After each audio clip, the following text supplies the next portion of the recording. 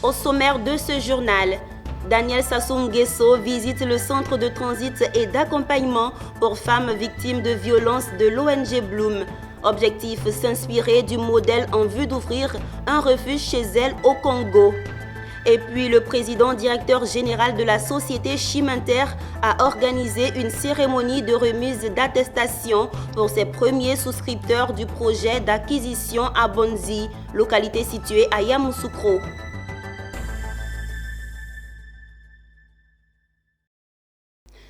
Bienvenue Madame, Monsieur au journal de Business 24 Africa. Débutons cette édition en parlant d'entrepreneuriat social. Inauguré le 28 décembre dernier, Renaissance, le centre de transit et d'accompagnement des femmes victimes de violences de l'ONG Bloom, ne cesse de recevoir des visites. La dernière en date est celle de Daniel Sassou Nguesso, épouse de Denis Christelle Sassou Nguesso, présidente de la fondation Songa, autrement dit Aide en Lingala. La belle-fille du président congolais est venue s'imprégner du modèle Bloom à l'effet d'ouvrir un refuge chez elle au Congo. Issa Badini et Doumbia Ayouba ont pris part à cette visite. Désert d'horloge, c'est le temps que Daniel Sassou Nguesso a passé dans les locaux de Renaissance, le refuge pour femmes et enfants victimes de violences de l'ONG Bloom. Un désert d'échanges et de visites guidées qui ont permis à l'invité de marque venu du Congo de voir ce qui se fait en Côte d'Ivoire en matière d'accompagnement de la femme en situation difficile. J'ai eu l'immense honneur de rencontrer Madame la ministre Bellemonde, qui m'a parlé de ce refuge, de cette ONG et du remarquable travail qu'offre la présidente de l'ONG. Elle m'a dit qu'il s'agissait d'une initiative personnelle. Donc une jeune dame, une Ivoirienne, qui avait décidé de mettre à profit ses compétences en créant une maison du cœur, une maison pour accueillir d'autres femmes, des femmes victimes de violences. Apparemment, la vocation est née d'une expérience difficile et Madame ici présente a voulu apporter sa pierre à l'édifice, tendre la main à d'autres consoeurs ivoiriennes pour les aider, et j'ai trouvé l'idée remarquable. Je me suis interrogée sur le modèle économique, la viabilité du projet, et j'ai voulu palper les choses du doigt, venir sur place, me rendre compte, voir. Une visite somme toute enrichissante pour l'épouse de Denis Christelle Sassou Nguesso, ministre de la Coopération internationale et de la promotion du partenariat public-privé du Congo. À juste titre, elle annonce l'ouverture prochaine d'un refuge de cette nature à Brazzaville dans les mois à venir. Je repars des étoiles plein la tête et surtout avec l'idée de mettre en place le projet, s'il plaît à Dieu, pour cette année en République du Congo, et inviter la présidente de la fondation lors de l'ouverture de notre maison du cœur à nous. Je repars des étoiles plein la tête, a dit la présidente de la fondation Songa, autrement dit Aide en Lingala. Mais avant de se retirer du refuge, elle invite à soutenir l'initiative Bloom. L'idée n'est pas seulement de les accompagner et de leur offrir un refuge. Il faut ensuite les réinsérer dans la société, leur apprendre un métier, leur octroyer un prêt d'amorçage. Et tout cela, ça demande énormément d'investissement et d'argent. Alors si j'ai un message à lancer à l'endroit de la communauté, ce serait d'investir dans les femmes, d'investir dans ce beau projet d'aide et d'accueil, parce que une femme formée, une femme qu'on accompagne et à qui on permet de pouvoir subvenir, c'est finalement aider toute une communauté. Un cas d'école, le refuge de l'ONG Bloom est en passe de l'être. Toute chose qui satisfait à plus d'un titre sa présidente. On espère vraiment que ça fasse cas d'école, mais cela nous donne plus de pression, de recevoir cette pointe, cette crème féminine, ces leaders venant d'autres pays. Cela nous challenge davantage à faire mieux pour honorer vraiment la confiance qui a été mise en nous de la part de nos autorités, faire vraiment mieux pour les rendre fiers de notre travail et pour permettre aussi à la femme d'éclore davantage. Inauguré le mardi 28 décembre 2021, Renaissance compte 21 lits, des salles à manger, une bibliothèque, des salons récréatifs, une piscine et des espaces de jeux pour enfants. Il faut noter la présence à cette visite guidée de Miss Bellemonde Dogo, ministre de la Solidarité et de la lutte contre la pauvreté de Côte d'Ivoire. Une page de distinction à présent dans cette édition. La société immobilière Chim Inter a initié une cérémonie de remise d'attestation à ses premiers souscripteurs du projet d'acquisition de terrain à Bonzi, localité située à Yamoussoukro. Une occasion pour le président directeur général de l'entreprise de remercier la clientèle pour sa confiance et féliciter le personnel de l'entreprise pour tout le travail abattu tout au long de l'année. Walter Kofi et Ismaël Doza. La société Challenge Immobilier International fait des heureux en cette fin d'année. Plusieurs de ses clients sont officiellement détenteurs d'un terrain situé à proximité de la basilique Notre-Dame de la Paix de Yamoussoukro. Une acquisition matérialisée lors de cette remise d'attestation de terrain de Chim Inter à une vingtaine de ses souscripteurs du projet de lotissement de Bonzi dans la capitale politique ivoirienne. Une victoire pour Yamoussa Koulibaly, président, directeur général de Chim Inter, dont la vision est de contribuer de manière significative à l'amélioration des conditions de vie des populations des zones rurales. Aujourd'hui, nous sommes ici à Abidjan, nous sommes à Yamoussoukro avec des bureaux du personnel en place. Nous sommes à Bouaké avec des bureaux du personnel en place, des chantiers finis et en cours. Nous sommes à Korogo avec des bureaux du personnel en place. Nous sommes dans le Grand Nord, dans la région de la Bagoué, avec des bureaux du personnel en place et des engins. Nous travaillons avec les collectivités locales, les mairies, le conseil régional, les préfets et ainsi de suite. Donc nous pensons que ce vœu est en train de se réaliser. Mais nous allons aller au-delà. Voilà, nous pensons que c'est un début, mais nous allons aller au-delà pour contribuer efficacement au développement de notre pays. Donc ce qui a été promis par Chim Inter nous a été donné. Donc officiellement aujourd'hui avec la cérémonie de remise des attestations. Oui, je suis très satisfait parce que Chim Inter fait preuve de professionnalisme. L'autre fait marquant de cette journée a été la remise de trophées accompagnée d'une enveloppe à tout le personnel de Chim Inter. Un geste du PDG Yamoussa Koulibaly qui ainsi manifeste un intérêt particulier pour la qualité du travail abattu par son équipe. Vraiment, ce trophée représente beaucoup de choses pour nous. Voilà, parce que cela veut dire que ce que vous faites, vous êtes suivi. Et suivi par déjà votre premier responsable. Et cela ne fait que nous encourager davantage. Chim Inter est une entreprise immobilière spécialisée dans le lotissement, l'aménagement foncier, la vente de maisons et la construction de programmes immobiliers. L'entreprise tient un projet de construction de villas avec option piscine dans la commune de Jacquesville et un autre projet de lotissement avec construction à Songon. Son ambition pour 2022, livrer des maisons achevées en plus de terrain à ses souscripteurs et partenaires. En fin d'année 2021, les populations de tout le Pleu ont vibré au rythme de la deuxième édition du Naïf Festival. Prestation de masques, de chants, de danses folkloriques du territoire ouest, mais aussi celle des peuples frères invités à ce rendez-vous de la culture. Le Naïf Festival aura été un moment de brassage culturel des milliers de festivaliers venus de toutes les contrées du pays. Théodore Kanga nous fait le point.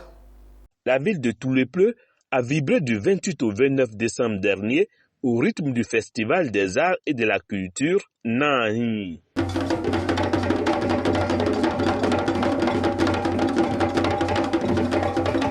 Les artistes, les masques, les chansonniers et les marionnettes ont égayé les populations venues prendre part à cette deuxième édition.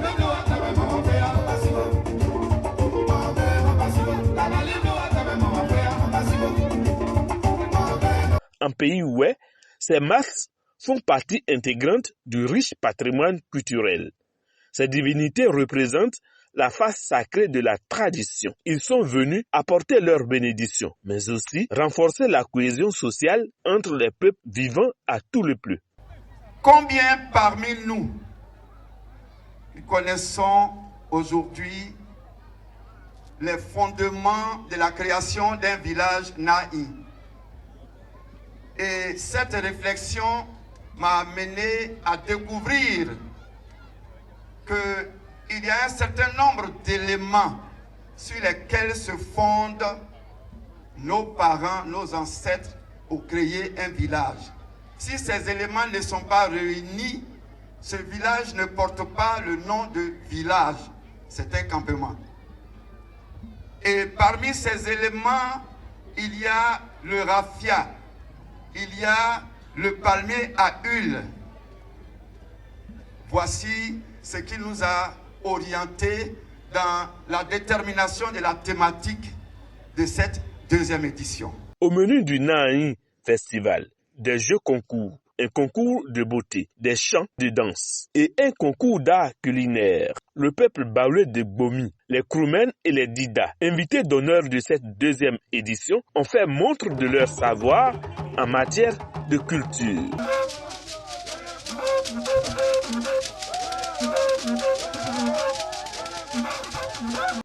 Les ministres Alette Badou Nguessan de la Culture et Siandou Fofana du Tourisme, présents à cette cérémonie, ont exprimé leur joie et leur fierté de voir les populations de tous les peuples unies autour du Nahaï Festival qui met en évidence les valeurs du peuple guéré de tous les peuples.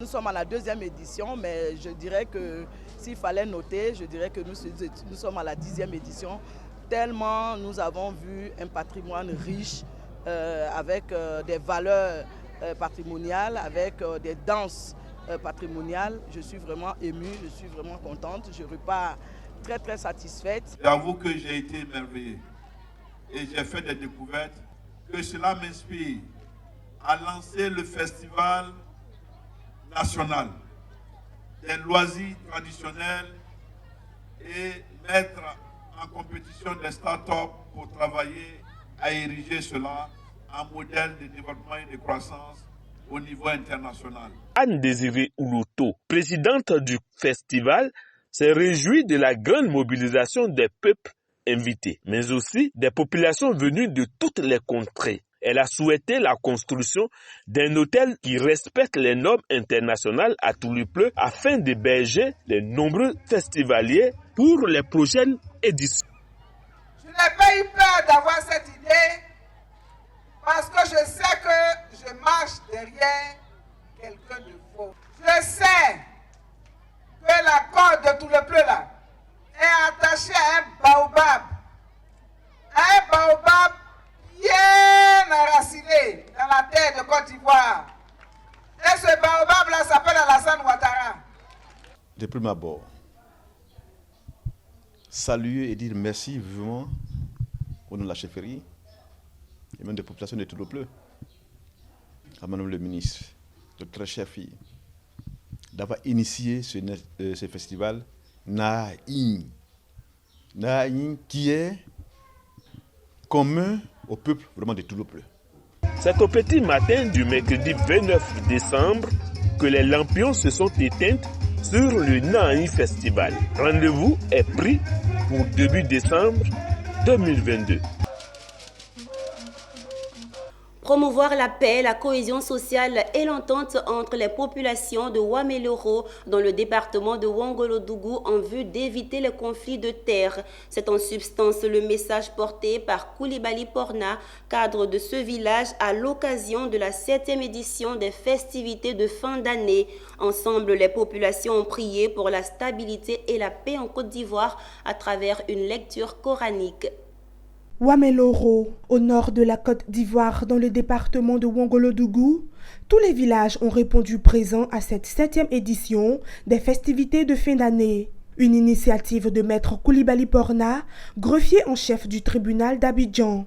L'objectif de ces festivités est de rassembler tous les villages autour des idéaux de paix, de cohésion sociale et d'entente afin d'impulser le développement de la localité. Encourageant les populations à s'impliquer dans la lutte contre l'insécurité, l'initiateur a saisi l'opportunité pour inviter les différents villages à signaler la présence d'inconnus dans la localité et à définitivement tourner le dos aux querelles foncières. Mais aujourd'hui, quand vous voyez que ça draine du monde, c'est par rapport à ça. Parce qu'ils savent que ça les permet de savoir qu'on passe d'une année à une autre. Et puis dans la joie. Aujourd'hui, c'est une très bonne chose. Par rapport à cette rencontre, il y a des querelles qui finissent. On vient là, dans les villages, on ne se parlait pas. Mais lors de la rencontre, on danse ensemble, on cause, on rit, on mange ensemble. Donc ça apporte beaucoup de choses.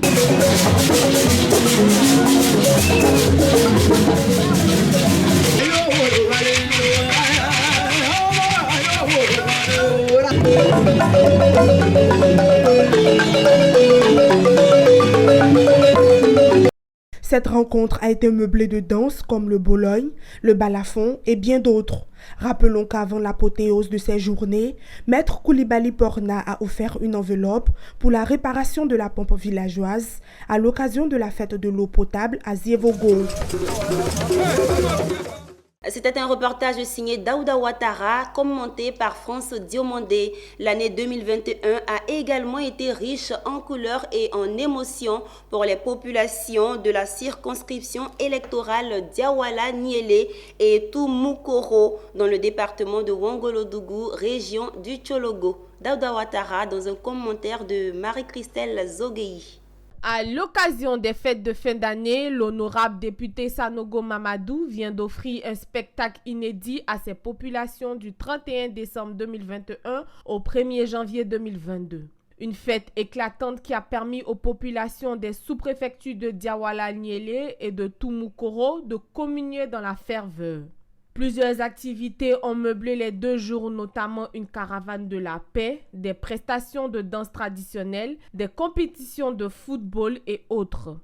L'espace Sama a abrité plusieurs autres activités comme une matinée sportive, une caravane à la fanfare et une nuit artistique avec une panoplie d'artistes venus de partout.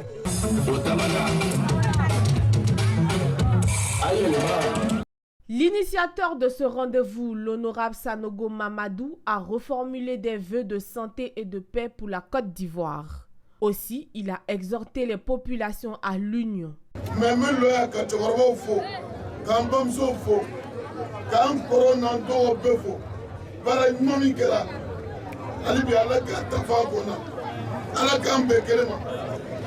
Le député a également annoncé la mise en place d'une microfinance pour les jeunes. Minuit, la nouvelle année s'affiche. Place au feu d'artifice pour le bonheur des populations.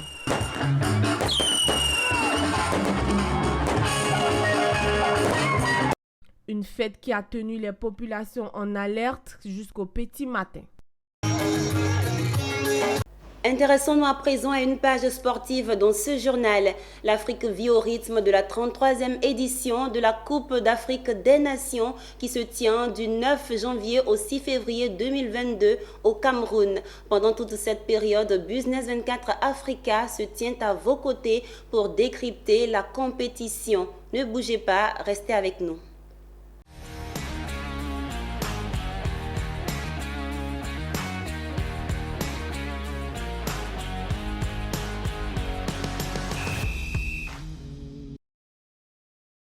De retour sur le plateau, nous sommes en compagnie de Ami Diarasouba, elle est journaliste sportive à Business 24 Africa. Bienvenue Ami. Merci Zénab, c'est mon tour. Merci d'être avec nous pour décrypter l'actualité sur cette CAN 2022. C'est moi.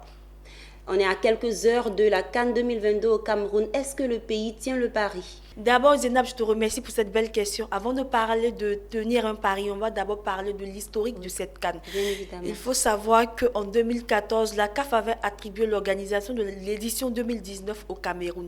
Elle lui sera retirée pour faute de retard et notamment sur le plan infrastructure et sécuritaire. Le Cameroun n'était pas prêt. Et l'Égypte a organisé l'édition 2019 et en 2021, le Cameroun va hériter de l'organisation de cette CAN. Bien entendu, elle sera décalé pour l'année 2022 pour cause de la pandémie à Covid-19 qui est en train de sévir à travers le monde entier et qui se vit toujours.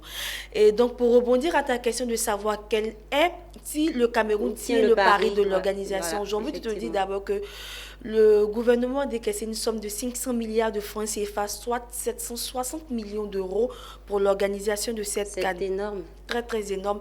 Et à côté de cela, il faut savoir qu'il y a eu la rénovation de différents stades et aussi la création d'un dernier stade d'une capacité de 60 000 places qui porte le nom du président Paul Biya, ou encore le stade Olembe qui est situé à Yaoundé, où se jouera la finale dès le 6 février à partir de 20h. C'est ce qu'il faut savoir. Et n'oublions pas que le Cameroun est à sa deuxième organisation depuis celle de 1972. Alors, pour être plus précis, quelle est la configuration de cette CAN 2022? D'abord, merci Zénab, quand on parle de configuration, ça sera la même configuration que celle de l'Euro. 24 équipes au départ, repartir en 6 groupes, 4 en avant pour les huitièmes de finale, les quarts de finale, la finale, les demi-finales, et la finale qui va se jouer toujours le 6 février. Alors, amis, on peut dire que la Côte d'Ivoire reste confiante malgré la maladie. Est-ce qu'on peut en dire autant face à ses adversaires? Cela dit, dans quelle poule se situe la Côte d'Ivoire et quelle est l'équipe qu'elle devra redouter? D'abord, il faut savoir que la Côte d'Ivoire se loge dans la poule E. Elle sera face à l'Algérie, la Sierra Leone et la Guinée équatoriale. Il faut rappeler que l'Algérie détient la Coupe d'Afrique actuelle, détient la Coupe actuelle. Alors, amis, merci pour ces précisions. Les populations avaient besoin de savoir comment se passent les préparatifs de cette CAN 2022. Effectivement. Quelle est donc la configuration de l'équipe camerounaise elle-même? Merci Zéna pour cette belle question. Il faut savoir que l'entraîneur Antonio Conceição a dévoilé la liste des 28 joueurs. Et sur le classement FIFA, le Cameroun occupe la 54e place. Ils ont fait aussi appel au gardien de but qui évolue à l'Ajax Amsterdam, qui s'appelle André Onana. Il y a aussi Karl Toko Ekambi qui est ailier gauche qui évolue à l'Olympique Lyonnais en France, et il y a aussi Eric Maxime Choupo-Moting qui évolue au Bayern de Munich. Avec ces trois noms, je pense que le Cameroun compte aller loin dans cette compétition. Rappelons aussi que pour la cérémonie d'ouverture, le Cameroun sera face aux étalons du Burkina Faso, classé 62e par la FIFA. Merci, Ami. Je pense que c'est l'essentiel de ce qu'il y avait à retenir par rapport aux préparatifs de la CAN 2022. Oui, Zéna, pour l'instant. Bien noté. Restons toujours dans l'univers de Cameroun 2022 avec Issa Badini. Dans cet élément, notre confrère maison peint et dépeint avec pince et pinceau propre à lui cette canne jugée de tous les défis. Covid-19 oblige. Regardez.